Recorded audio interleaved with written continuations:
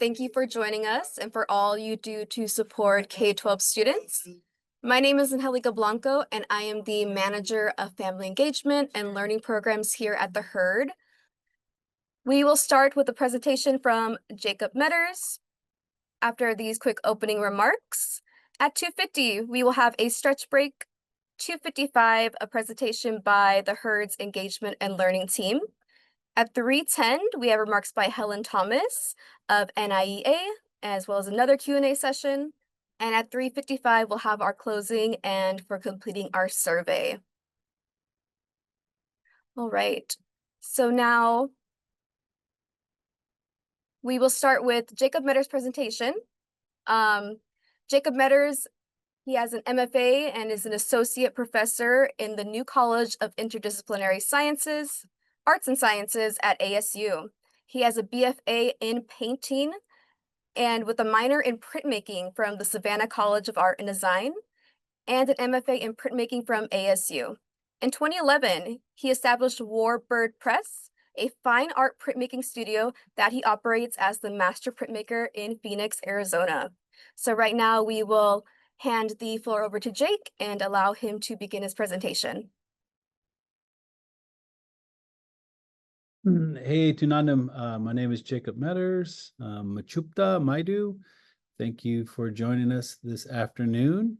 I was trying to figure out how do I talk to K through 12 educators, because the K through the 12 seems to be very vast and deep, and there could be a lot of questions to even starting this. So I wasn't really sure where to go, but I definitely would encourage you to ask questions as we move along. I'm kind of looking at this more as an open discussion as I move through. What I'll do is I'll I have a little slideshow of my work, and I'll just kind of move through the slideshow as I talk about things, so I can kind of cover things that I think are important in teaching, and especially in the arts, and as an Indigenous artist and instructor, but also you could see images and things that I've done that maybe you might have questions about that as well. So I'm trying to, I guess, kill two birds with one stone here, and so to speak. So I'm going to go to share and go to this PowerPoint, and you should be able to see that. Let's see. I can't get this other thing out of the way. All right, here we go. No, here we go. So one thing that I think is really important about teaching for me is that my great-grandfather was an educator and a teacher. His name was Carl Delgado. Originally Carl Cook, but he changed his last name from a stepfather that he had while growing up. He became a principal at Round Valley in Northern California, and also a coach for some sports. He was also a tribal leader, singer, dancer, all those things that were really important for our community. And he really believed also in looking at education for Native students in public, institutions, and how most instructors weren't understanding Native students, where they're coming from, their culture, and not really understanding how to address that in the classroom, and which I even experienced this as well many years later as a student, as a Native student, was that most teachers didn't know where we were coming from, and expectations were, I felt, lower for me as a Native student going through K through 12. My trajectory was trade school, from what I was told. By the time I got to high school, my counselor told me I should go to trade school, that I wasn't college material. I also went to 3 different high schools in 3 different states, and I graduated high school with a 1.5 GPA. But I had a lot of feelings about wanting to go to art school and go to college, and I was pretty stubborn, and so I just kept applying to programs until I was accepted at Savannah College of Art and Design, and then I basically moved from there to grad school and became a college professor. So I had like a really crazy road to where I'm at. I wasn't coming from a very privileged home or, you know, family or community. I was coming from a place where the expectations were very low. And then I kind of talked to other Native people in my community family, and we've talked about education, and a lot of them have also come from that space where they were told they weren't going to graduate. They were told to go to trade school. They were told that they weren't college material, and they were also told that they wouldn't graduate, that they were never going to get out of high school. So that was something that was projected on me, and what I realized as I got older, my community quite often. So from that kind of perspective or direction, that's something I always want to address when I talk to educators, is that the expectations should be very high. That's how I treat my students. I have very, very high expectations. I tell them that every year when we start off in my classes, and I tell them that if they don't make the high expectations and they only get halfway there, they've accomplished a lot. That even only meeting half of those expectations is quite the accomplishment. But I'm going to try to take them as far as I possibly can take them in the little bit amount of time I have with them.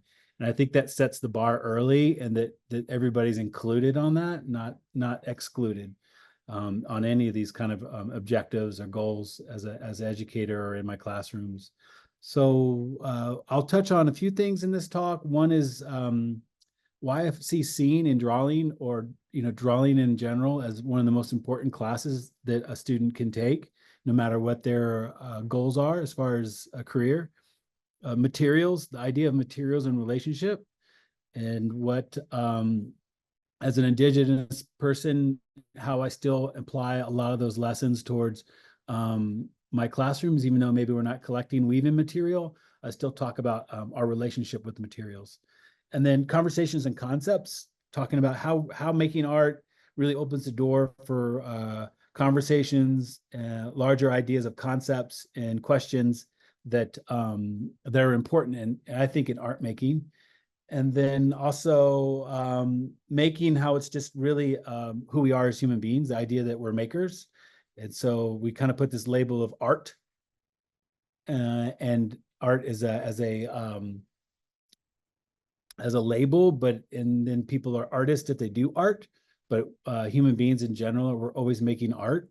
So we're makers, and that's, I think, a better way of looking at it, because if someone thinks they're not an artist, then they're not inclined to keep stretching that imagination, that practice, that ability to make and create, and they're kind of taking something away for themselves that's very enjoyable in life, and part of life, really part of life. So yeah. So first of all, the idea of seeing and drawing, I talk to my students about this in a way that it is very important to understand what you're looking at, and to be really good at rendering or drawing, you need to see and observe very well. So quite often I say that, would you want a doctor who has good observation skills? Would you want a lawyer that has good observation skills? Would you want a nurse or a construction worker? A plumber, think about all these different jobs that we have in our society. Would you want someone who's working under you or working for you or part of your team? Would you want them to have good observation skills? And I always get the response, yes, I would. And so, especially when it comes to a doctor or a lawyer.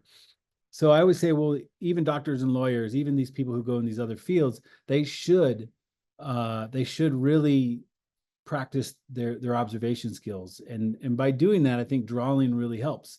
Drawing's you're understanding light, how light is casted on an object. You're understanding details.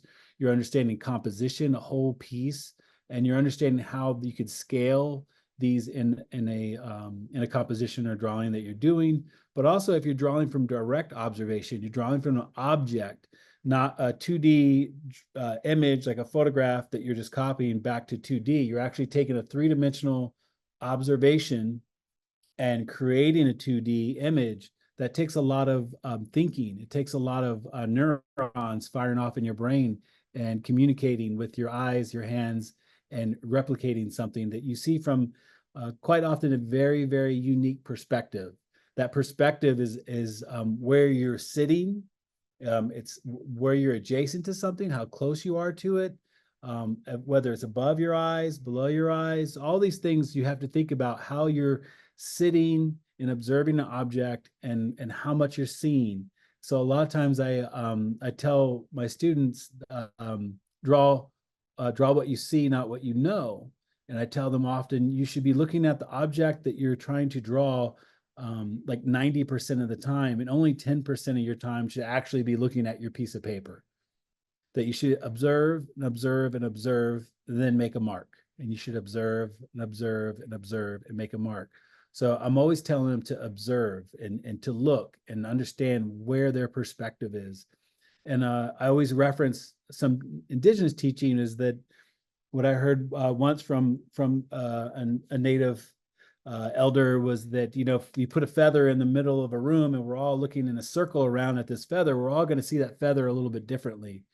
But also, if there's different people from different tribes or different cultures or different ways of life, the feather might mean something different to that person as well. So your perspective is very important when observing things and understanding that relationship with the object that you might have.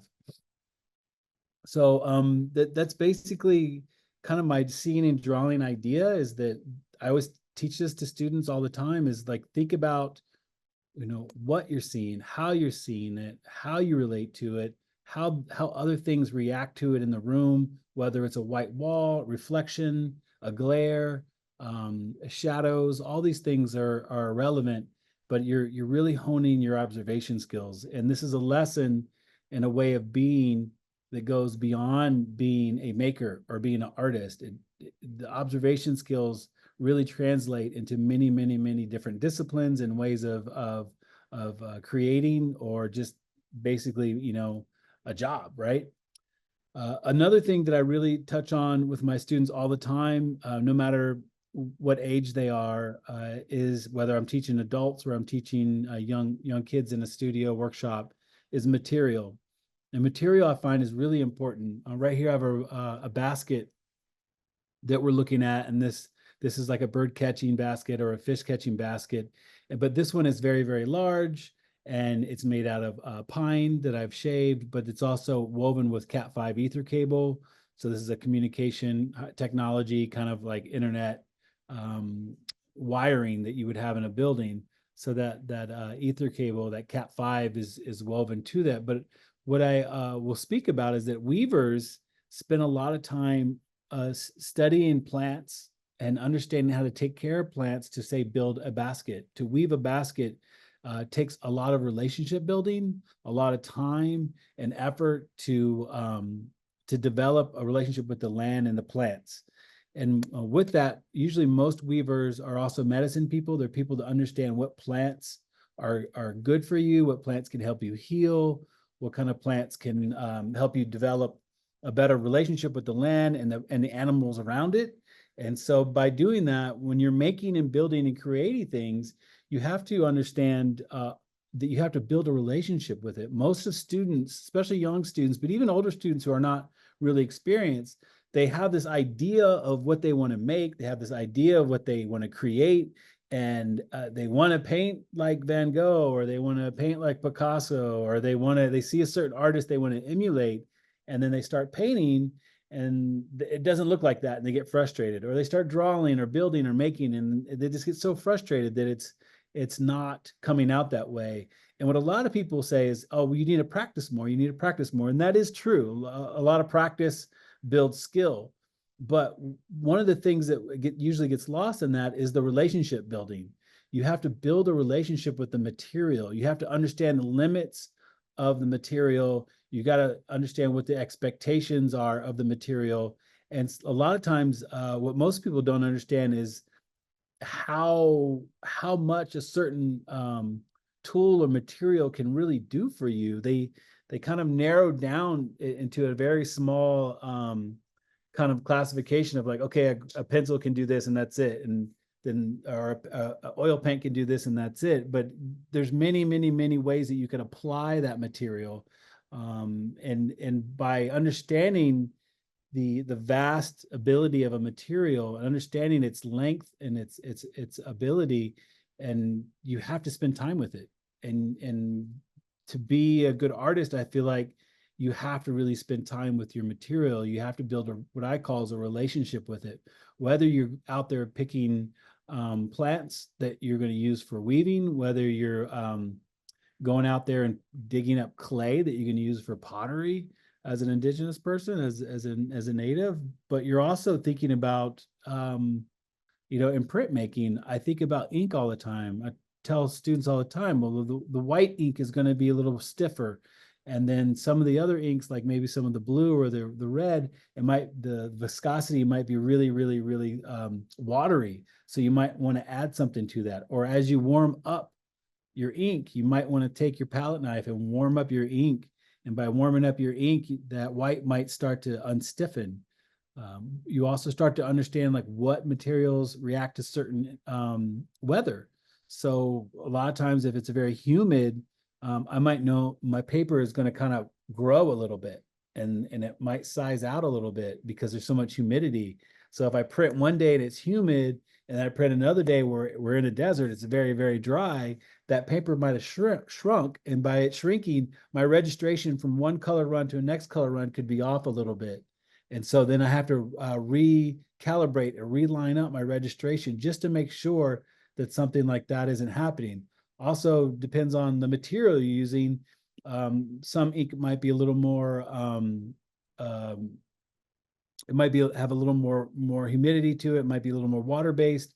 And so by doing that, that in itself might swell a piece of paper. But then on top of it, the weather might do that. When I do this is a process called photogravures that you see on the screen. I have to make gels and sensitize gels, and then those gels then became basically able to expose those with light. But often when I make these gels, when I started making and doing this process in Savannah, Georgia, they were it was really humid there. So I was actually having to deal with the humidity being too humid in a room. And then when I came out to the desert, it was so dry that I actually had to put humidifiers in the room, but also have a gauge that was measuring how much humidity is in the room, because some of it could be too much. But the gels basically pop off when I'm curing those. And I don't want them to pop off too fast, but I also don't want to pop off too slow. And that's where humidity is like a big, big deal. And so you start realizing that you really need to understand your material, and you need to understand your environment and how that is going to transfer and get the results you're looking for. And most people who are in just one environment, they kind of hone in their skills on their material in one environment. But say they this happens all the time. I might go to Tennessee to do a workshop at Aramont or at Penland. Recently, I just did a workshop at Idlewild, and the weather's different, the altitude's different, and also the humidity's different. And so I was having cure time for screen printing be different in Idlewild than it is down here. And it was just because there was more humidity and rain up there at that time of the year. So I was having to coat screens and wait much longer for them to dry because my students weren't getting the results that we were expecting. But narrowing down that was just through experience in printing, knowing that like, well, this is the problem we have. This problem is usually because of this. And then that, therefore, I'm in a different environment. It's probably this. And so I'm going to need more time for that to be successful. And then, it's a really quick fix.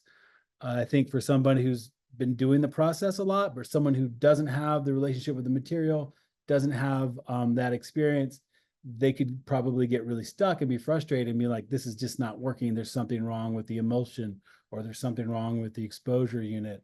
And they'll blame maybe the equipment before they will maybe, look at something really more basic when it's just the environment. So with the relationship with material, I think that goes a long ways. And I think I use that often with students to get them to understand that not only does it take time to practice, but they have to understand the material. One of the lessons I always tell them too is I hold up a pencil and I go, what happens if I drop this pencil? And they're like, oh, I don't know. Like the lead breaks off the tip, or you have to sharpen it again, or they're like, nothing. And what I tell them is that there's graphite inside the shaft of this pencil, and if I drop the pencil, the drop itself will basically send a little bit of a reverberation through the inside, and the lead or the graphite inside the wooden pencil often will break. And then when it breaks, you go to sharpen your pencil and the lead keeps falling out, and you get mad because you think it's a bad pencil or you were sold a bad pencil. But often it's not the pencil or the brand of the pencil. It's often that the person who owns the pencil is constantly dropping it or being careless with the material. So, I tell them, like, know what this material is, know what your tools are, but also know how to take care of them, so you get good results from them. So always talking about material, relationship with material, and how to take care of that. And one of the things I'm really into teaching, even young students, and not just college students, is really concepts and conversations in art. How art really is used to talk and to share and to have ideas, and even more importantly, I think, to have questions. So what I always tell my students when they make something is like, okay, great, you have someone's attention by making this object or making this painting. You have their attention, but now what? Now that you have their attention, what's the conversation? What else is going on? Is it just something aesthetically pleasing where you're just like, wow, that's beautiful, that's such a beautiful thing? Or is it, okay, it is beautiful, but there's underlying things that make me want to talk about it? And if you want to talk about it, then maybe there's a conversation in there. And I always tell my students that making a piece of art, usually with a question, with an idea of a question in it, when you don't really have the total answer in it, usually is the one that lasts the longest.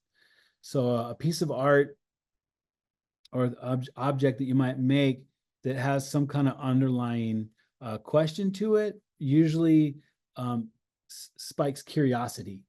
And I think the curiosity is really important, that if you can do a perceptual shift with your work.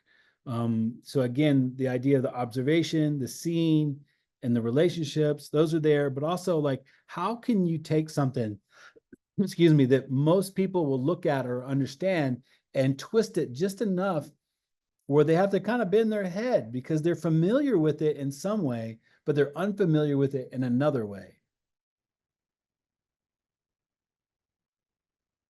So again, familiar with it, but also unfamiliar.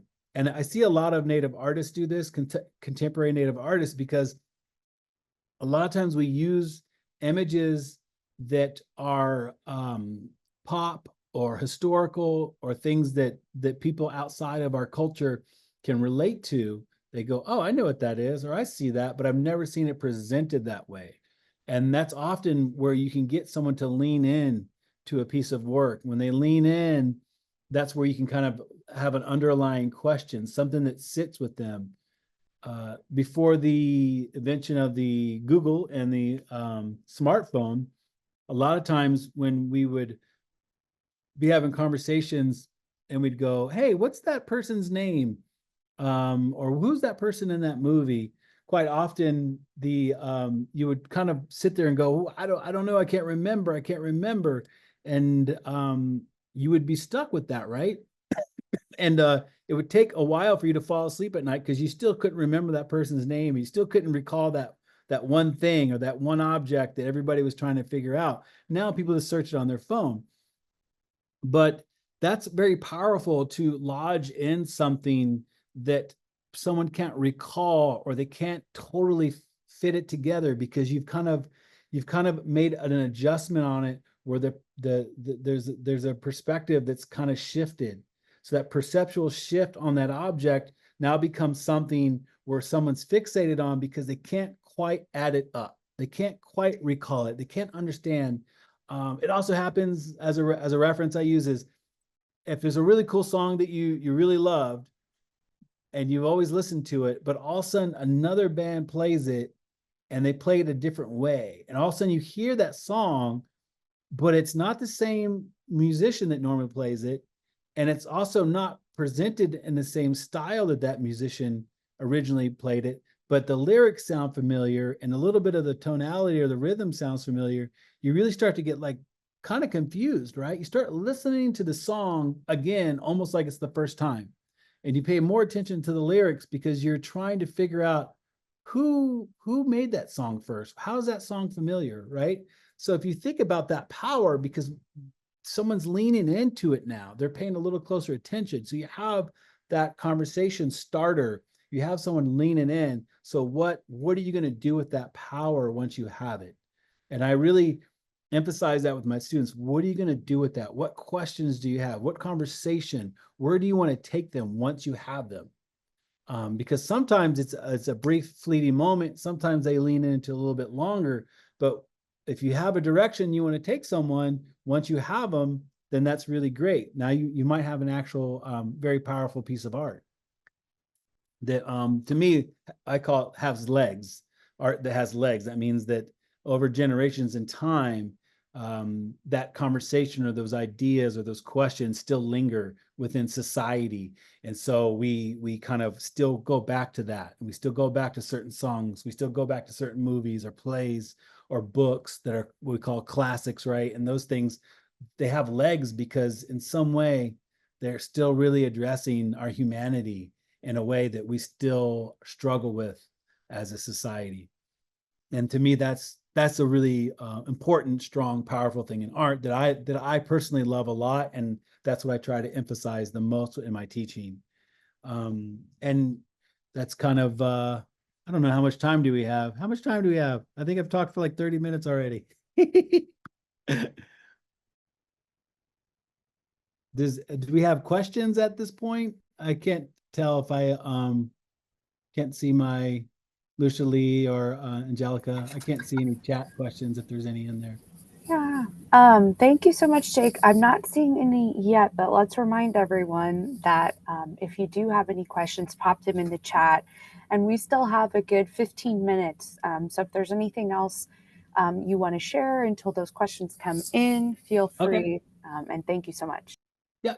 I will talk about this work right here for you. This is a social engagement practice. So another thing that I try to encourage students to do is make art that's more engaged with the public. I think that we're kind of at that point now, because with the idea of social media, people's phones, the laptops, we're really so engaged in our phones and our computers that are people still going to museums? Are they still going to art galleries? It seems like that their attention span tends to be lower for these kinds of things. So how do you get your artwork out? And so I basically started buying these newspaper vending machines and putting prints in them. But what I was doing was I was actually, and I still do this, I will post online on social media where these vending machines are at. And then people can actually find them and get a piece of art. And so these are really accessible pieces of work where it's encouraging people to go out to, say, a museum or to a coffee shop or somewhere in public. They're going out, they're finding the vending machine, and then they're either putting a couple quarters in there or they're getting the print for free. And they're letterpress prints. So they're printed on a Vandercook, which is a handset type letterpress proofing press that was often used in newspaper studios. And so I'm kind of using material that calls back to the object, but I'm also asking people to step out, to move, to go to a place. And also I'm asking them to collect art.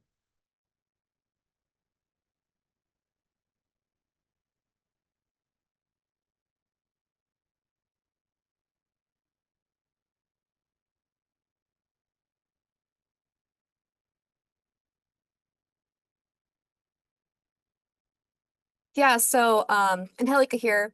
Jake, with your public art where they can grab one of those prints, when you had your show at Smoka, Yeah. for the It's Built on the Sacred, I have one of those prints. I worked there as a intern, and it's actually at my desk right now. So I think that was a wonderful way to connect with the community.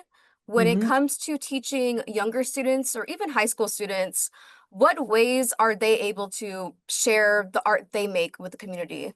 whether it's prints or it's activism prints or hanging of flyers around different places. What are ways that you think are the most engaging that students can do to get out their stuff into the community? Yeah, I just did a workshop at the Wheelwright, and that's the first thing that popped in my mind. It was this young woman came to the workshop, and she just started asking a bunch of questions. And I think she was like freshly out of school, but she was really getting into screen printing T-shirts, making her own T-shirts. So a lot of the reason why she showed up was so she can get pointers on T-shirts, which was, to me, it's really accessible, because when I go to my tribe, I will print shirts for kids. When I did a workshop last week for Native high school students on my campus, and one of the things we do is print the T-shirts. So printmaking is really accessible. It's there's the power of the multiple. It was the social media before social media, right? It was a way that you could really get out a lot of. This is the exhibition at Smoka, by the way, everybody. And so the vending machine was outside in the lobby, and it was actually a land acknowledgement that I had Smoka create. They created their own land acknowledgement, and then I put it out in the lobby. And then they actually liked that vending machine so much that it's still there, and there are prints still in it. I just, every few months they'll run out, and then I'll make more, and then I'll create a new print that goes into the vending machine. But this was an exhibition I did a few years ago that created the I put the vending machine out there, and they still did it. But I got a little off track there. But yeah, I think printmaking is great for students to get things out. As far as social media, I really think what's really taken off is zines. And on top of that, bookmaking. Like, a lot of people don't realize that, you don't need a certain kind of zine printing thing. You can print almost in any process. You can make books very easily. You can do a one sheet of paper book where you can fold it in half, then fold it in half again, then fold it halfway the other way, cut it in the middle. Then you have almost kind of like an accordion book. And then that could be printed on your printer. Or you could hand draw it. One year I did that book for Mechoopda kids at a little workshop, and we, on each page, we did a bird, and then we did the Kunkau word for that bird. So they made their own, they screen printed their own pieces of papers, they folded them, and then they made their little books, and it was their little bird book. I mean, it was a bird book that was in Kunkau. So they were learning language, they were learning how to build a book, they were doing quite a few things.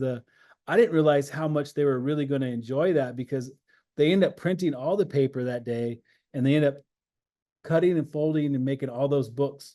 And there was this big stack of them. So say there was about like 20 kids, each kid had a couple books, but then they said, well, we're going to make these for the tribal office. And so they finished making like the whole stack of paper. There was probably about like 60 extra books, and they took them to the tribal office. So when people came to the tribal office, they could also have a bird book. So there's different, I think printmaking is the more reasonable way, but building things, making things, T-shirts, there's a lot of ways that you can kind of engage. Musically, you can engage as well. I think poetry is a really interesting way to engage.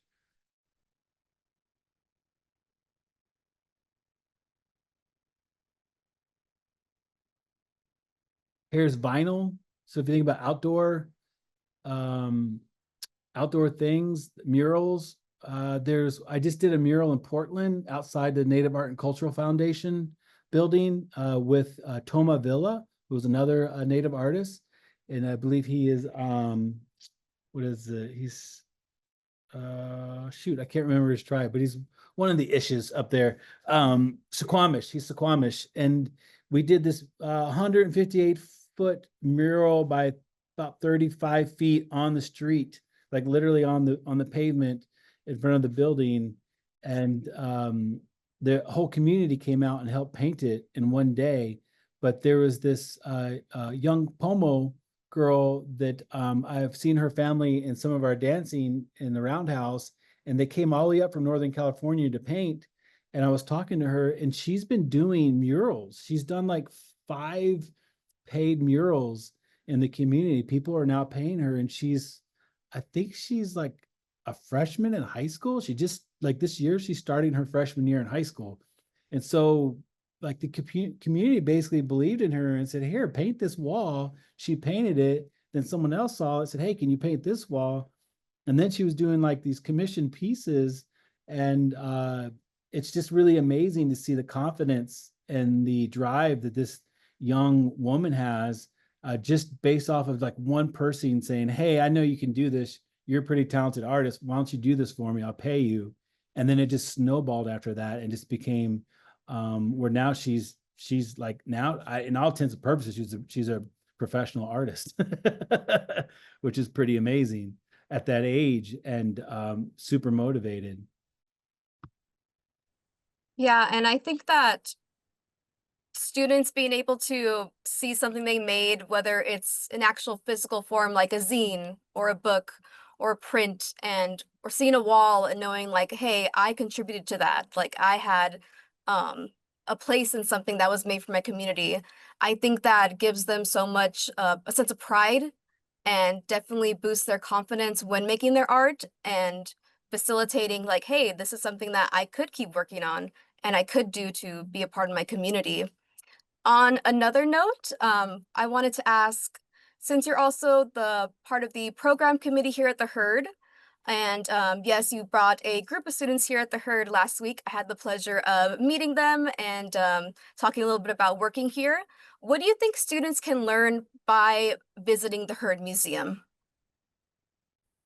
Well, the one thing I always tell people, whether it's students or adults that are out of school, is to check out the boarding school exhibition, because that's a main staple. It's always there. They just renovated it and redid it, so it's been kind of reworked, which I think is really great. But I think it's interesting for students because they're in school and they have to kind of have a perspective of like, well, what it would be like if I was taken from my family and forced into a school and forced into a situation like this, where I had no choice and my community had no choice and my family had no choice. And so I think that kind of opens students' eyes a little bit in a way that they kind of go, oh, wow, like this is crazy to think about, but it's also, it makes them reflect a little bit. It makes them reflect about their own situation in school. And I think that's a good, powerful kind of lesson, is allowing a moment of reflection. And because, they're looking at images and stories of students, in a time when, at their age now. So, if they're 13, 16, 18, or if they're 8 or 9, and they go look at that, they're like, oh, some of these kids were my age when this happened to them. And so I think that self-reflection gives them a new perspective of how life could be for somebody, or how school could be, or how a family or community could be when it's tied into education. So I think that that's really a powerful thing for students to see when they go to the Herd Museum. And I think it gives them a history that maybe otherwise probably wouldn't be told to them in a normal school setting. I know when I was going through school, I knew about boarding school, but I knew it from my family. There was no school I ever went to that ever talked about that for Native people. We didn't really know much more about Native people in school other than Thanksgiving and the start of America through Plymouth Rock. There were Indians in those stories. There was Indians in Thanksgiving, and there was Indians in Westerns, and that was about it. So their schools really lacked Native history, and it's a shame because it's not just in K through 12. I know I'm at a university where people have multiple master's degree, multiple doctorate degrees. They're extremely educated people, but then you start asking anything about Indian country to them or the history of Native people in this land, they know absolutely nothing, because even colleges don't force people to learn about the history of the land before colonization started. or even the disruption of colonization for indigenous people. So it's kind of a shame that we don't teach history more and more expansive history, especially when it comes to the actual land that you're on. Because often the story is told of the start of America, and that's where this land is about, is the start of America, and it's never about, well, what about before that? So I think that boarding schools exhibition is the one thing that I always encourage people to look at the herd. I think it's really important, but I also like the events. They always have events for children, which could be what's the kids one they do? Nino, Dia del Nino. Dia del Nino. That's a lot of Yes. fun. My son always loves going to that. And then there's usually stuff around Christmas, and there's different stuff that are happening, but it's always changing and popping up. But anytime there's outdoor or indoor events at the herd that are kid friendly, I asked my son, and he's like, if we have the time to go, I ask him if he wants to go, and it's always yes. And which is really great to see, kids wanting to go to a museum, and not look at their iPad or their phone. Yeah, definitely. Here at the herd, we love being a space for families and for kids to know that, hey, you belong in museum spaces. I think children visiting museums allows them to see, like, hey, this is culture you have access to and you could contribute to, or have a lifelong passion for the arts. So I wanted to ask also, you mentioned that powerful art lingers. Is there a certain work of art or an artist that asks a question that you still think about or that you still consider? Is there a work or a certain person's work that still lingers in your mind? Yeah, I would say some of the work that I enjoy, Mel Chin. Mel Chin is a really great artist. It does very powerful and a lot of social engagement work. And there'd be multiple things he's done that I really enjoy. Also, Ai Weiwei is just outstanding artist and thinker. If we go to indigenous artists, Kent Monkman, Post Commodity, Raven Chacon, who's part of Post Commodity, does a lot of stuff with music and sound. Also, he had an exhibition at the Her not that long ago. That was just super powerful with speakers and language. Post Commodity did a repellent fence, which is these all-seeing eyes. They're supposed to be like eyes to scare away pigeons and stuff that you blow up as big balloons, but they put helium in them, and they were like massive. They were like the size of my Volkswagen Bug. And they made a line of those that went from Douglas across the border into Mexico, and it was land art, but it was land art where the land wasn't disturbed, and the balloons could be taken away, and the land would still be the way it was when they found it. But what was really powerful about that was not only talking about this boundary that disrupts indigenous peoples and animals past, that are part of nature, but also it took years for them to develop this work, and they had to have relationships with farmers. They had to have relationships with cities on both sides and community. They had to build relationship with also the Border Patrol and talk to them and understand their perspective. So it was a lot of learning about everybody's life down there along the border, talking to them, and how they can implement a piece of art that would be temporary but could be seen from very far away. I think it was like at least the whole project was maybe about a mile long, so half a mile on one side, half a mile on the other side of these balloons. But it was not just about those pieces. What ended up happening was it was about relationships. It was about building relationships with people and having people also who don't normally communicate well together down there, and usually don't join together on because even the cartel's down there as well. And so in some ways the cartel had to know about what's going on and not interfere with an art project, which is crazy to think about. But all those people had to agree to let that art project go through. So in some way, obviously if the cartel didn't want that happening, they could have disrupted that art project and it could have stopped.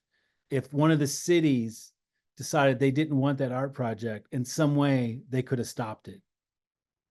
If the Border Patrol did not want that art project to happen, in some way, they could have stopped it. If the farmers, for some reason, did not want that art project in some way, that could have been stopped as well. So the repellent fence, to me, is just such a powerful piece that they did. There's many other pieces they did that are really good as well. So yeah, Post Commodity, if you're not familiar with that collective, I would definitely look at their work. They've shown in a lot of biannuals across the world. They're quite important artists, I believe, for Indigenous community. But yeah, those are some of the artists that I would say off the top of my head that I really look into their work and appreciate the conversations and the questions, more importantly, that lie within the layers of their work. We are so excited to continue our presentation for you today. My name is Lucia Lee Laughlin, and as Angelica said, I'm Director of Engagement and Learning Programs here at the Heard Museum. And we wanted to take a moment to share about teacher resources that we at the museum offer, and especially those that are available to anyone because they're online, for those of you who may not be local to Arizona. One of the many resources that we offer are our curricular resources. All of these that can be found on our website are free to download, and they specifically align with Arizona state standards.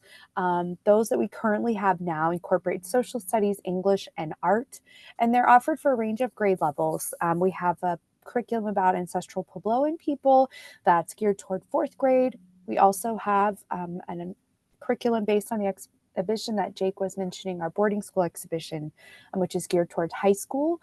And we also have digital art resources that we create that are activities linked to these different course areas that include engaging with artwork as part of the activity.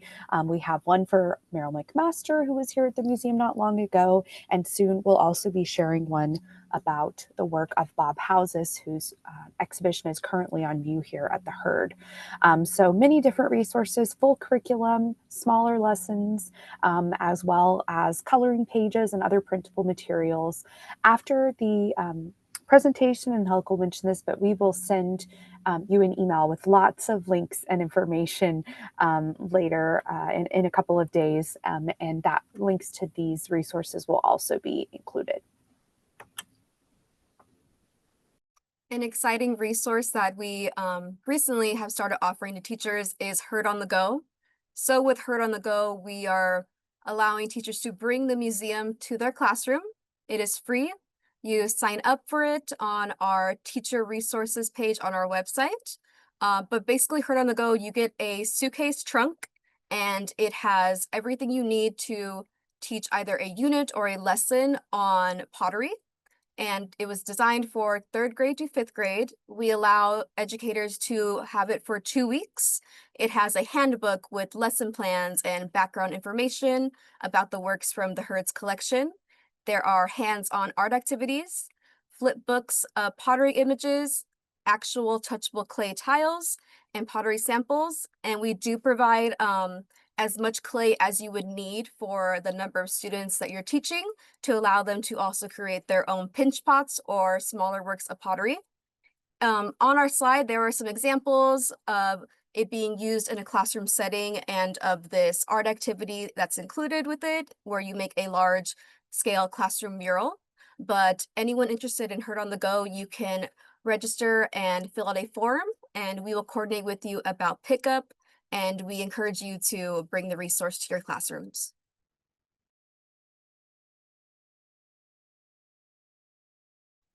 Another resource we offer are our art cards and also art posters.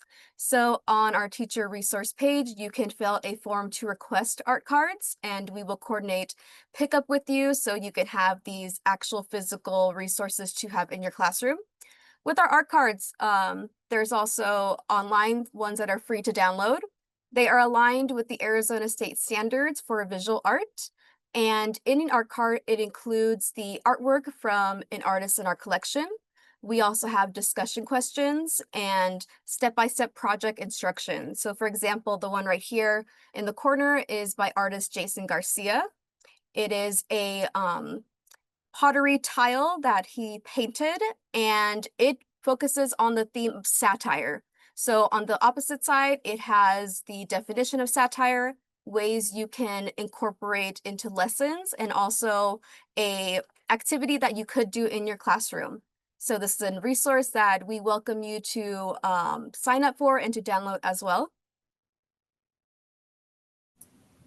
We also have a bookstore on campus, which you're welcome to visit if you're close to Phoenix and able to come see us. But it's also accessible online, and it does offer a 10% discount on educational material for teachers who are purchasing those for their classrooms. So as you're looking to increase your classroom libraries and have Indigenous representation in those spaces, it's a great resource and a place to go. You can call them or visit the website to make an appointment to purchase something or to see what's available. The image that we have here shows some of the note cards that are done by artists, youth artists from that 7 to 12 range who participate in our youth art show at Indian Fair and Market. So Books and More is a great resource to help stock your classroom and put some things on your wish list for this year.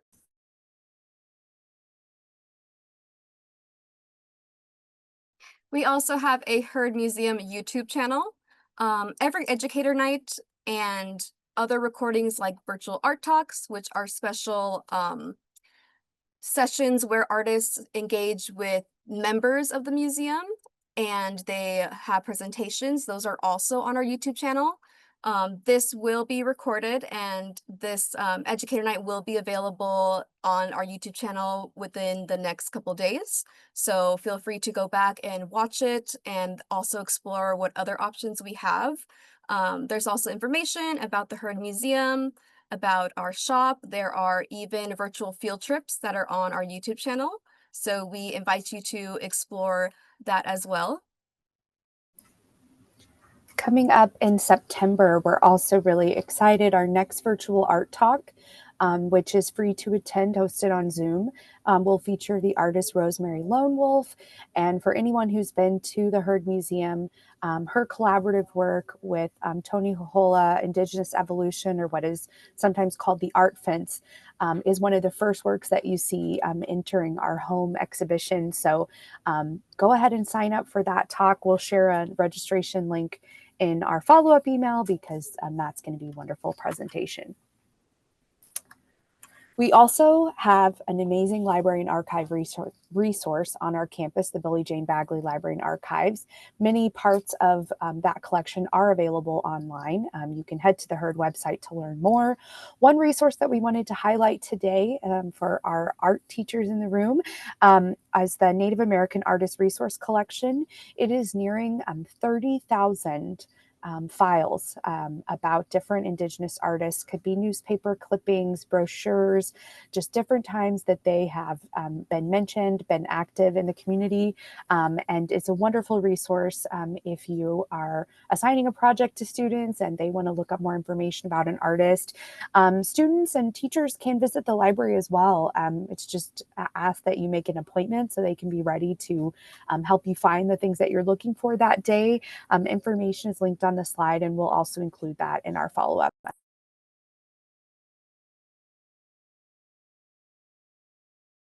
The best way to get to know the Heard Museum is to visit in person. And if you're able to, school visits are a wonderful opportunity to do so.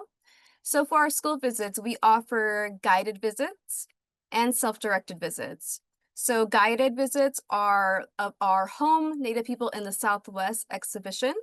And these are led by a docent from our Heard Museum Guild. They allow groups of students to have an actual guide to take them through the gallery, to prompt questions, to explain different objects and artworks in depth. And for self-directed, we typically offer this for the Away from Home American Indian Boarding School Stories exhibit upstairs. That is geared towards 7th through 12th graders. And we do have also the option for self-guiding with our home exhibit and other galleries if you would prefer to explore at your own pace. But regardless, whichever school visit you're interested in, it is always just a $20 flat rate booking fee. So we do not charge individually for tickets per person or per student and chaperone. It is just that one-time $20 flat rate fee. If you have a group that is larger than 60 students, we will break them up into rotations. So we typically have multiple docents, and you can expect to be here for about 2 hours. You can also bring a lunch and have it here on campus in our children's courtyard. And we do offer art activities. So if you're interested in a school visit at the Heard Museum, make sure to check our website and you can sign up for one there. So now we are going to shift over to our final speaker, who is Helen Thomas. She is the Professional Learning Manager at NIEA, the National Indian Education Association, and she'll be sharing a presentation about teaching Native art respectfully and responsibly in the classroom. So at NIEA, she oversees all professional development activities, such as virtual and in-person trainings. She has experience as a classroom teacher, and most recently served as the Professional Learning Coordinator for the Office of Indian Education at the AZ Department of Education. She has a bachelor's degree in economics and public policy from Dartmouth, a master's in elementary education from Mary Lou Fulton, and a master's in indigenous education from the Center for Indian Education at ASU. She's passionate about creating opportunities that center the strengths of Native students and nations. So right now we'll turn over time to Helen and allow her to share her presentation with us. Thank you, Angelica. Can you all see my screen? Yes, we can. Perfect. Thank you all so much, and thank you to the Heard Museum for inviting NIA to be a part of this Educator Night event. You all heard an introduction, but I'm going to take a moment to introduce myself in my language. So, Mpetu Washte, Helen Wape Thomas Imachape Kushto, Malakota Kushto, Matakuye Chante Washte Nape Chiuzapi Kushto.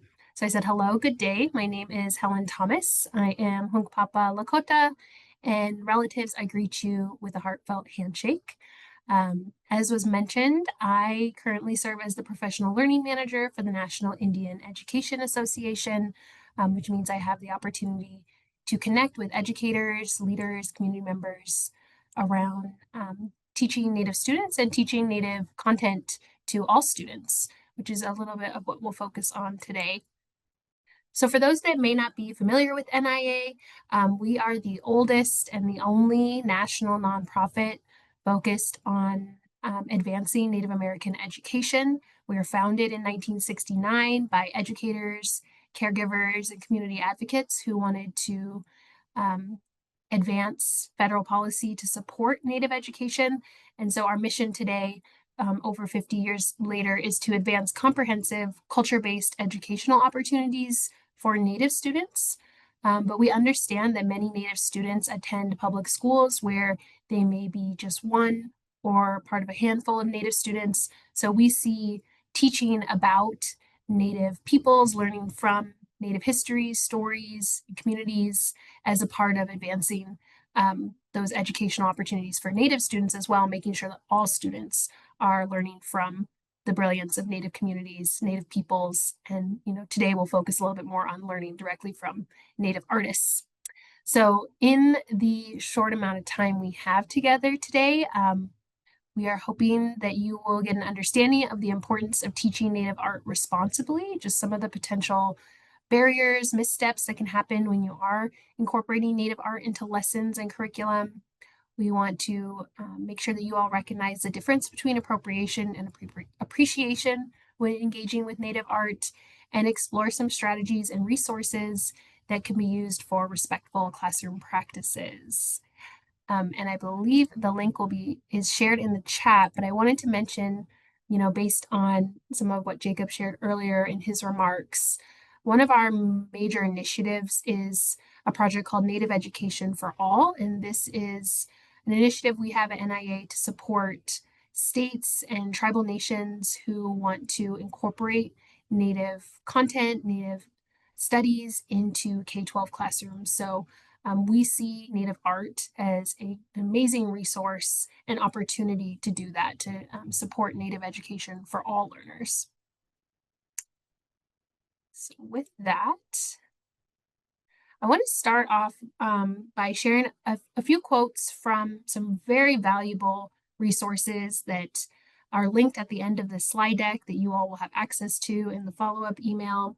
But I think it's really important that we see art not just as physical materials or projects, but really as expressions of culture, community, and place. One of the most common recommendations we make for educators whenever they're wanting to teach about Native peoples or learn from Native communities is the importance of honoring the unique and diverse perspectives that Native peoples have, that there is no one Native American perspective, and that each Native person, and in this case, each Native artist, is going to have their own perspective and relationship to culture, to community, and place, and that's going to be reflected in their art.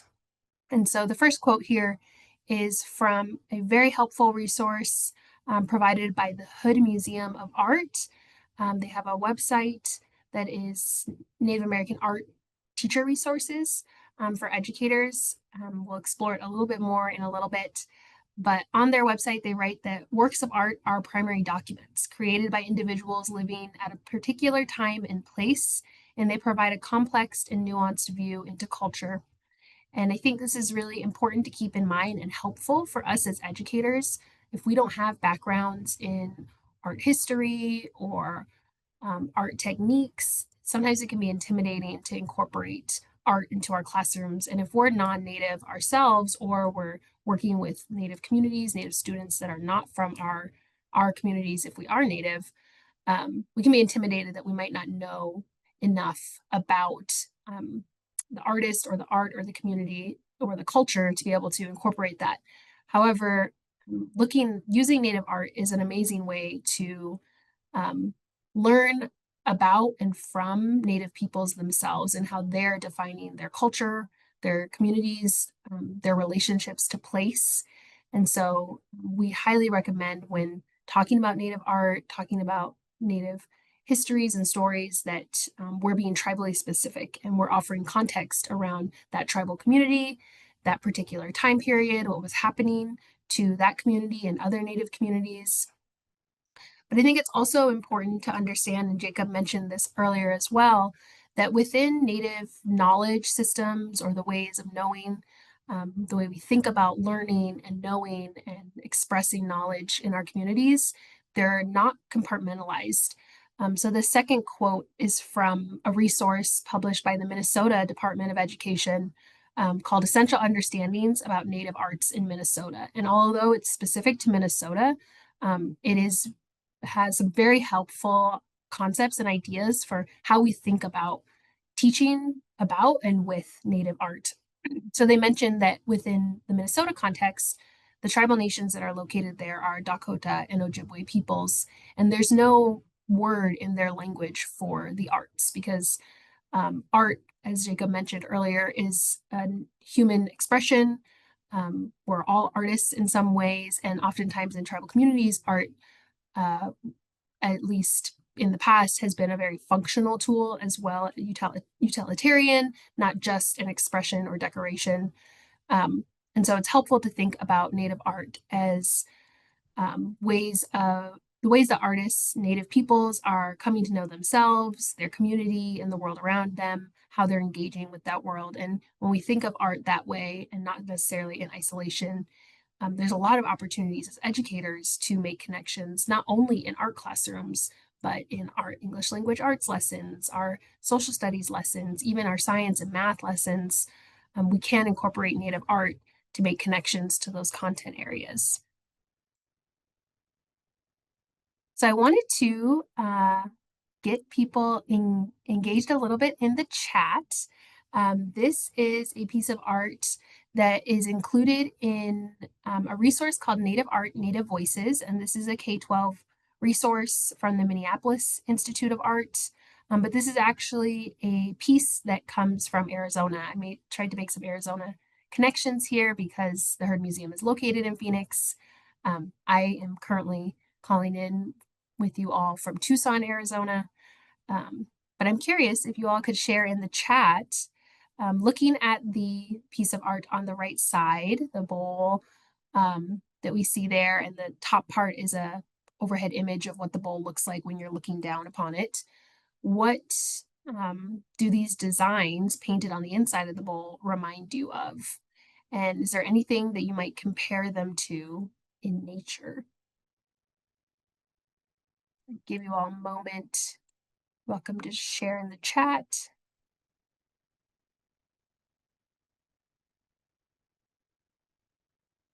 I believe I can see your responses. See someone mentioned the sky. Oh, someone mentioned a ruler. So those are the images remind you of a ruler. I know for me, some of these swirls made me think of potentially water, like ripple effects of water. Ball of yarn, river, infinity. Oh, someone else mentioned the 4 directions. Great. Well, thank you all so much for sharing your reflections. These are actually the prompts included in this resource for this piece of art. So this is a great resource that offers discussion questions, opportunities to look closer at the art that you can use with learners. But the reason I chose this piece, and within this resource, there are actually 12 essays written about different pieces of Native art. They're both kind of older pieces, contemporary pieces, modern pieces of art. But I included this one because within the essay on this piece, there's some very helpful context around how Native art is often deeply connected to relationships to the land, to place, and to community. So within the essay, they talk about how this bowl is done by an unnamed Hohokam artist, which means ancient ones, and refers to an ancient Southwest Native culture that existed many, many years ago, but that the term comes from their descendants, the O'odham people who live in the lands once inhabited by the Hohokam in the center of present-day Arizona. And what I appreciate about that context in this resource is, although this is a piece of ancient art, they are making connections to Native peoples in the contemporary context, which we always recommend because unfortunately in K-12 curriculum and resources, Native peoples are often being relegated to the past. But that doesn't mean we can't teach about historical or ancient art pieces and make connections to the present day. Within that essay, they also write that this bowl is a form of pottery unique to the Hohokam known as red on buff.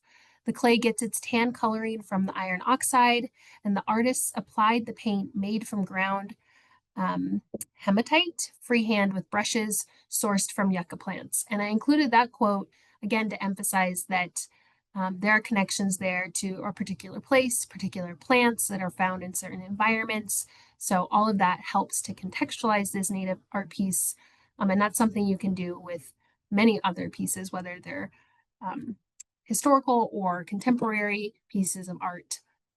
So it's helpful to contextualize Native art and think about, what does this art piece tell us about Native peoples, their identities, their communities, and their connections to place. Another consideration that NIA recommends when thinking about Native art is framing Native art through a lens of sovereignty and survivance. You may or may not be familiar with these terms. Sovereignty is the idea that Native peoples are not only ethnic and racial communities, but we are political groups. We're sovereign nations within the nation of the United States. And there's lots of different ways that we express that sovereignty, that right to define ourselves, the right to express our cultures, the right to govern ourselves. And Native art is often a living expression of that sovereignty.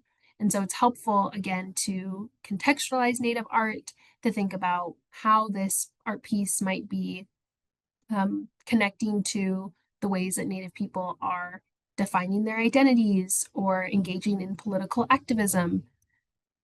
And just as importantly, art is also a tool for healing, resistance, and reclaiming identity. So throughout history, Native peoples have used art, one, as a way to pass on knowledge and traditions, whether that's through storytelling, dances, music, songs. But we also see contemporary artists using art as a tool for healing, to address historical trauma, historical intergenerational trauma from things like boarding schools. And what I appreciate about the Heard Museum's exhibit Away from Home is they do also include contemporary art pieces that show Native people's own responses to the impacts of boarding schools, and how that continues to impact their communities, but also how they're talking back to that history by revitalizing their cultures, challenging colonial narratives, reclaiming land-based practices, and affirming their tribal identities and lived experiences. I also want to introduce a term here that I found very helpful when thinking about teaching about Native content, learning from Native peoples, is this idea of survivance. And this is a term coined by an Anishinaabe scholar named Gerald Visner. And it's a combination of the word survival and resistance.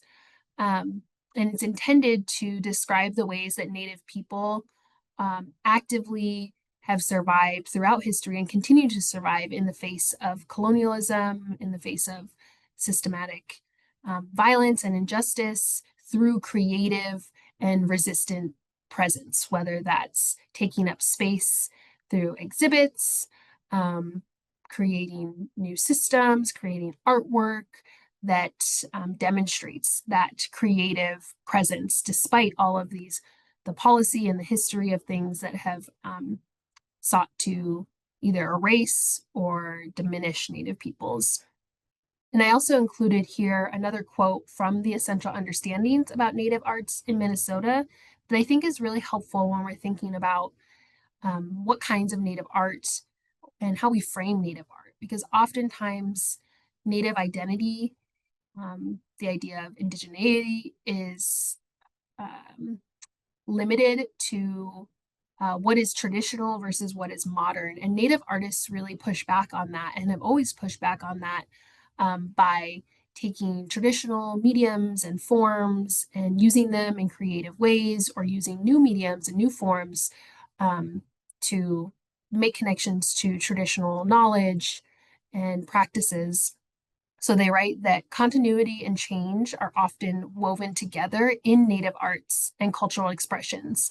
Native artists are and always have been innovative. So even when we're looking at what might be considered traditional art or traditional practices, there's still evidence of innovation and change. And one example of that I can relate to from my own community is beadwork. I'm Lakota. We're a Plains tribe. We use a lot of beadwork in our regalia, in our materials, but we didn't always have glass beads. And so even the use of beadwork and beading is an innovative thing, although it might be considered now a more traditional art form in some ways. So I think it's important that we not frame Native art as just traditional versus modern or contemporary, but acknowledge the ways that Native people have always been creative and innovative in their artistic expressions. But many Native people, I want to reiterate again, are using art to challenge colonial narratives and reclaim knowledge and address injustices. So with that, I want to encourage you all again to share some reflections in the chat. This is a piece of art from the Hood Museum of Art's Native American Art Teacher Resources website that I mentioned. And what's helpful about this website is they have resources from different regions. And so you can really look for artwork that's specific to your region. I really appreciate how the Heard Museum has the home exhibit that focuses on people of the Southwest, but I know this is a virtual event and you may be calling in from another region. And so this is another great teacher resource to get you access to Native artwork. But this is a piece called Ground Zero, and it is from a Hopi artist. I don't want to share too much information, but I want to ask you all to maybe respond to some of these questions on the screen. What do you think is pictured in this print? What do you notice about the colors? Does the color of what you're seeing seem natural or unnatural?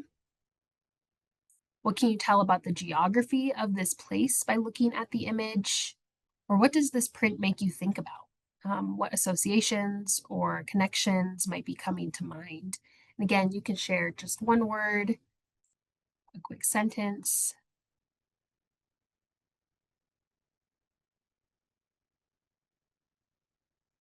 This is a print, and it's a contemporary art piece.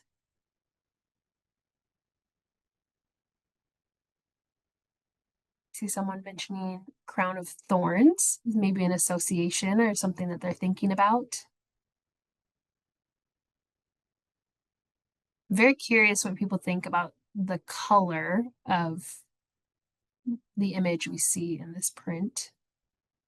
It looks natural. To me, it might look like maybe there's a filter or some type of discoloration happening.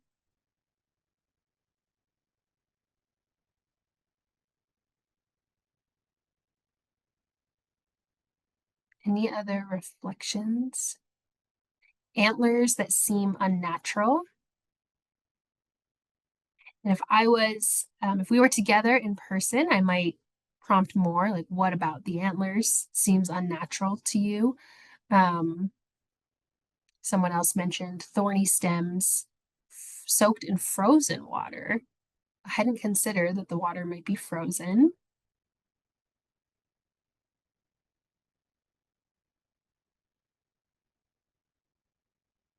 I think I can see a small, maybe like orange flower or something as well. The formation seems unnatural. Thank you, Sheena.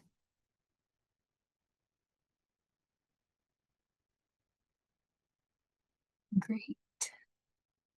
Any other final reflections?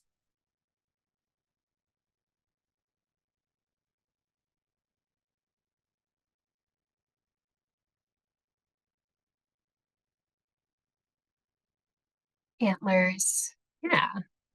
All right. Well, within that resource, they do provide some context around the object that is being shown. So what they share for this particular art piece is that this artist is a response and a reference to the ongoing struggle of Native people in dealing with pollution left behind on reservations, and particularly the contamination of water sources. So the artist was responding to rights to water and mineral resources in the Southwest, which is a contentious issue between Native and non-Native people at times. Talking about natural resources. In particular, this context that the resource provides talks about the Navajo aquifer as being the sole source of water for the Hopi Reservation and has been used by Peabody Energy to slurry coal, carry coal waste. And so this piece is speaking to and having us consider the impacts of uranium mining and nuclear testing and what that means for Native communities and tribal lands. And so, again, you could use Native art in a social studies classroom or even a science classroom when you're talking about natural resources, pollution, and really helping students see what are the human impacts of some of these topics, right? That can sometimes feel abstract or like not connected to them. Native art is a great way to open up dialogue in any content area, whether you're doing an art lesson, again, or a lesson in some other content area. So overall, NIA recommends really considering when you're using a resource, materials, a piece of artwork, maybe it's a video, to think about who made the material and the resource you're looking at and who benefits from that material. So some of the harmful practices that we often see related to Native art is pan-Indian stereotypes, making broad generalizations about Native cultures, Native communities, without getting into the specifics of the community or the perspective that that particular artist is representing. We I think have all seen, or at least maybe experienced, or maybe heard of at times, lessons, especially in the K-5 environment, where students are being asked to craft sacred objects. So things like headdresses, dream catchers, or other materials. It's not appropriate and really not best practice to ask students to recreate or replicate Native objects, especially those that have sacred or spiritual significance. And we can ask students to make contemporary art pieces that respond to potentially ideas like what is sacred, what does it mean for something to be considered sacred, but we don't necessarily need to have students recreate sacred objects because that might not be appropriate for students to have access to, or the community may not want non-Native or even Native students who are not from their tribe to engage in that. So replicating without understanding or permission is definitely a harmful practice. Our kind of 3 recommendations for respectful learning when it comes to Native art is using Native authored materials, whether that's the art essays that were written in that Native Voices, Native Art resource from the Minneapolis American Indian or Minneapolis Institute of Art. That teacher resource includes essays written by Native artists themselves. It includes artist interviews. The art talks that the Heard Museum has on their YouTube page would be great resources for the classroom for students to be able to learn directly from Native artists or educators themselves. Again, just because we as educators might not have expertise in artistic practices or the particular history or culture of the communities that Native artists come from, that's a great opportunity for us to center Native voices and to learn alongside our students and foster, lifelong learning amongst our learners, to think about how can we learn not just about Native art and Native peoples, but how can we learn from them. And of course, we highly recommend teaching context and cultural specificity. So thinking about not just introducing an artist or an art piece as a Native art, but naming the tribal affiliation or the tribal background of the artist that you're talking about is a good practice.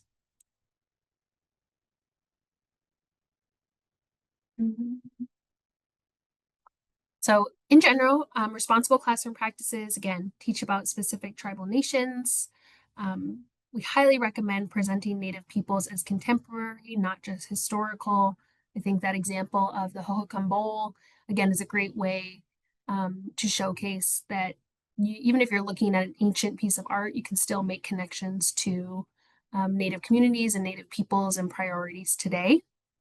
We want you to avoid make and take activities that replicate sacred objects, and really consider how you can incorporate Native voices through books, interviews, the artists that you're choosing to showcase in your classrooms, but also thinking about oral histories and Indigenous perspectives on topics and how art could be used to introduce some of those perspectives. In general, we encourage you to ask yourself who's represented in the art that you're looking at, or the resource and the material. Who created this resource? Was it created in collaboration, in consultation with tribal nations, with Native peoples, Native organizations? And to really think about, is this authentic, accurate, and community informed? A great resource to look to better understand if things are authentic and accurate is the National Museum of the American Indians Native Knowledge 360 network. They have some great handouts for educators around terminology, around vetting materials that you could easily use to rethink and maybe reevaluate lessons or plan lessons that you're planning around Native art. So I'd love to ask for some final reflections, which is this may be something that you've taught, or maybe you've just seen or heard, whether that's in person, online, but consider a Native themed lesson. It could be an art lesson. It could be, again, in another content area. But consider a lesson that maybe incorporates Native art in some way. What might need to shift to make it more respectful and responsible? Again, this could be a lesson that you experienced in school as a child. This could be something that you've seen others doing, or a resource you've come across online while researching for materials to use in your classroom. But I'm curious if you can think of a lesson that you've seen or taught and how it could be shifted, whether it's a big shift or a small shift, to make it more respectful and responsible.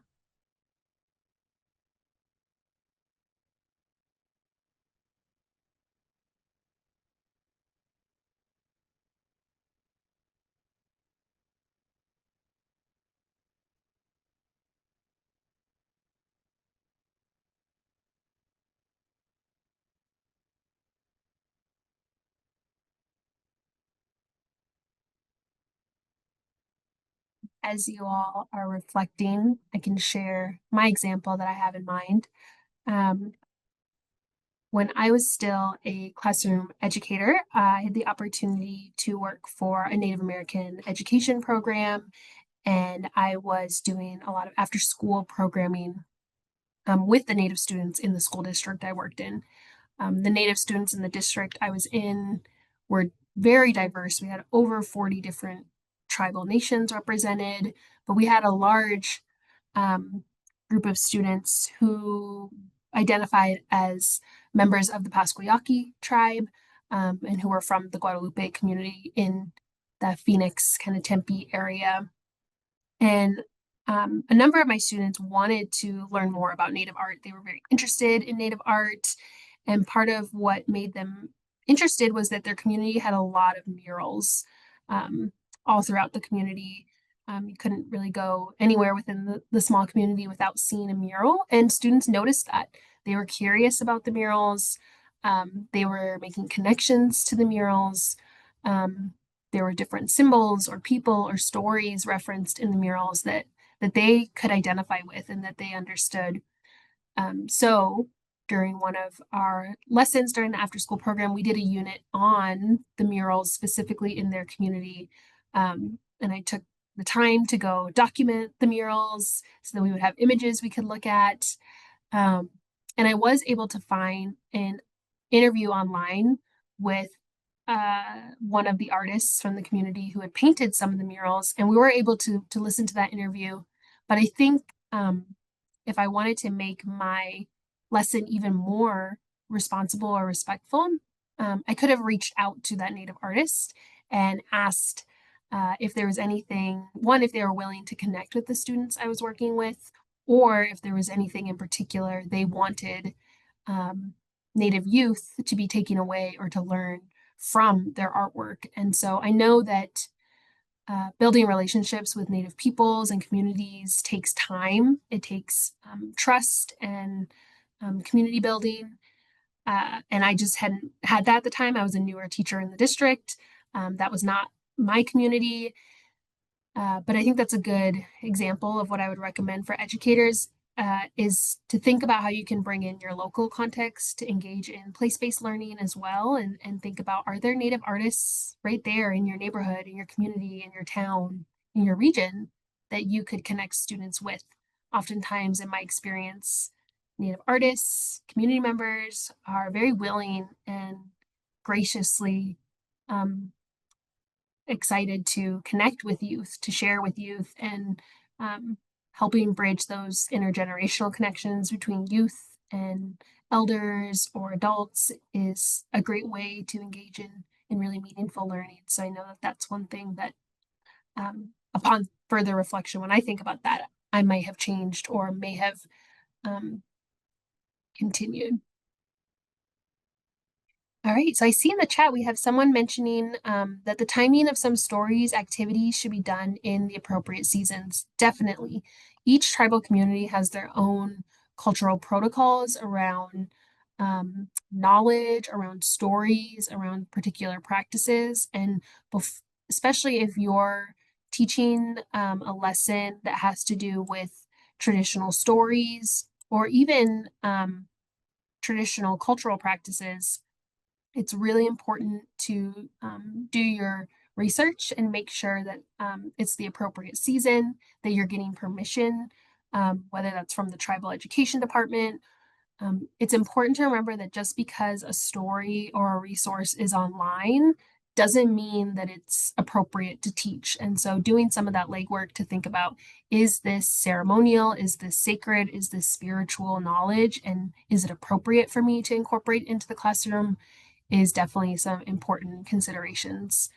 And another reason why I always recommend that educators start with contemporary art, just so that they're really bringing in that present day perspective without, maybe including things that may not be appropriate for the classroom because of cultural protocols. I see someone mention maybe a lesson on hoop dance. Learn the dance by a native instructor and include a detailed explanation of the full meaning of the hoop dance. Yes, I think that that's a great idea, partnering with native peoples so that that learning can be done in community, and also making sure that you're fully explaining the meaning behind the hoop dance, because I know for many native peoples, dances, whether it's hoop dance, jingle dress dancing, they may have spiritual or sacred aspects to them, and it's important to think about, is it appropriate to have all students, if your students aren't native, engaging in that practice, or would it be more appropriate to learn maybe through about how native peoples connected through the hoop dance and what it means to native people before asking students to do the dance themselves. Thank you for sharing in the chat. Do want to be mindful of time. Just want to reiterate that there's a lot of resources out there, amazing resources from the Heard Museum, but also other museums and organizations. And when you all receive a copy of these slides, each one of these resources is linked. You can click directly on the name in the list and it'll open up the link to the website so that you can continue exploring and maybe thinking about how you might use these in your classroom.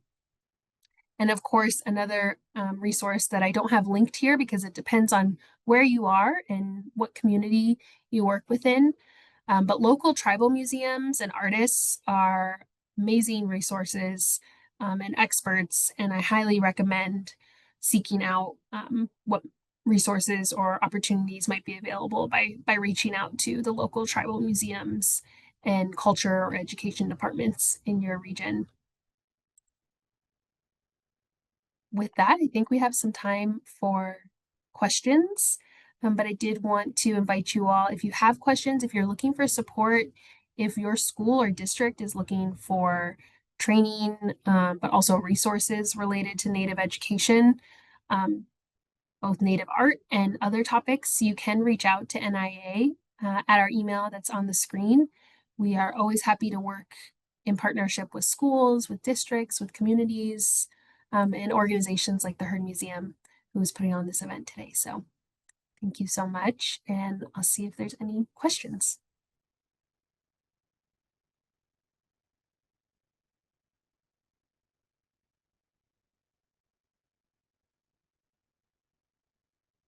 Thank you, Miriam. See a message in the chat.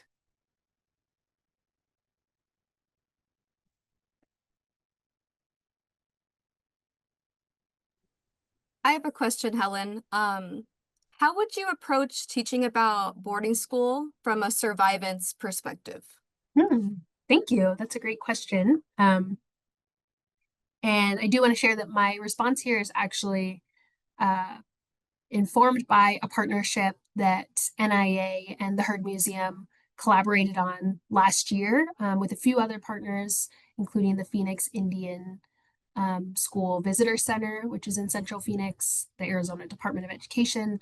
And we hosted a training last summer on teaching about boarding schools, and educators got to visit the Away from Home exhibit. But from a survivance perspective, I think it's important to recognize that boarding schools and federal policy in general, because we have to remember that boarding schools were just one of a long history of policies that the federal government used to assimilate Native peoples, to disconnect them from their lands, from their communities, their languages.